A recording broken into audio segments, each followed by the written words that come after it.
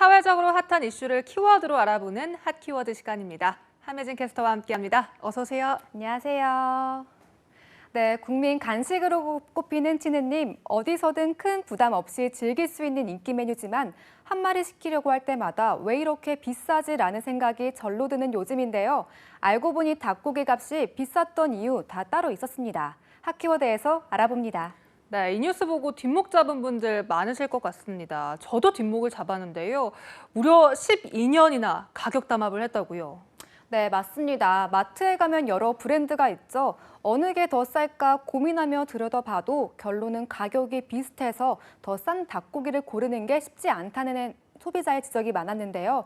이게 우연이 아니었습니다. 공정거래위원회가 조사를 해보니 할인 마니커 같은 16개 닭고기 업체가 2005년부터 12년간 짜고 가격을 올린 것으로 드러났습니다. 네, 16개 닭고기 업체라면 사실상 마트에서 파는 대다수의 업체가 해당되는 거 아닙니까?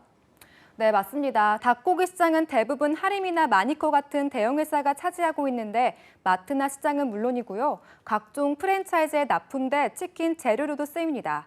이들 업체는 국내 닭고기 시장을 80%에 가까이 장악했는데 지난 2005년부터 12년 동안 짬짬이를 했다고 합니다.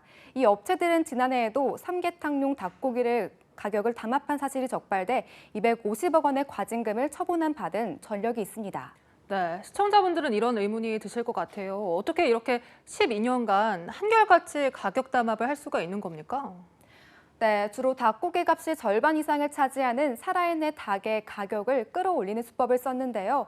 육계 신선육 판매 가격의 산정 변수가 되는 생계 시세나 운반비, 염잔비 등을 공통으로 결정에 조직적으로 이뤄낸 겁니다. 또 병아리 살처분은 수시로 실행해 가격을 낮췄고요. 닭을 대량 구매한 뒤 냉동 비축을 하기도 했고요. 네, 병아리 살처분까지 이렇게 하면 곧장 생산량이 줄어들어서 시장 가격에 영향을 줄 수가 있는 거군요. 네, 지난 2011년 초복 직전 사례를 보면요. 이들이 닭을 사들여 냉동 비축하기로 한 뒤 살아있는 닭의 가격은 한 달도 안 돼 20% 정도 급등했는데요. 또 도축 비용을 올리거나 가격 할인을 서로 자제하는 등 모든 유통 단계에서 걸쳐 담합할 수 있는 방법을 총동원했습니다. 짬짬이는 주로 이들이 가입한 육계협회의 내부 협약을 통해 이뤄졌습니다. 네, 12년간 이렇게 소비자를 기만했는데 엄중한 처벌이 이루어져야 하지 않겠습니까? 네, 맞습니다. 공정위는 16개 업체에 대해 1,758억 원의 과징금을 부과했습니다. 또 과거법 위반 전력 등을 고려해 올품 등 5개 업체를 검찰에 고발하기도 했는데요. 하지만 6개 협회의 반발은 거셉니다. 수급을 조절한 것은 정부의 행정지도에 따른 것이었고 지난 10년 동안 닭고기 평균 가격은 오르지 않았다는 이유입니다. 하지만 공정위는 정부의 공식적인 수급 조절 명령이 없었고 행정 지도만으로 담합 행위가 덮일 수는 없기 때문에 공정거래법 위반이라고 설명했습니다. 네, 이런 일이 앞으로는 절대로 반복되지 않도록 계속된 제재 필요해 보이는데요. 네, 특히 이번 담합은 과거 사건에 대한 공정위 조사가 진행되는 도중에도 진행됐다고 합니다.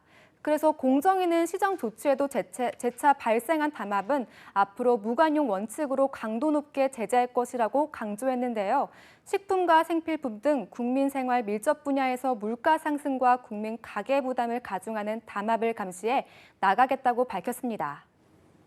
네, 치킨값이 비싼 이유에 대한 의문이 풀리는 시간이었는데요. 불법적인 담합으로 인해 피해를 본 자영업자와 소비자의 손해는 누가 보상해줘야 할까요? 지금까지 핫키워드 함혜진 캐스터와 함께했습니다. 오늘 말씀 고맙습니다.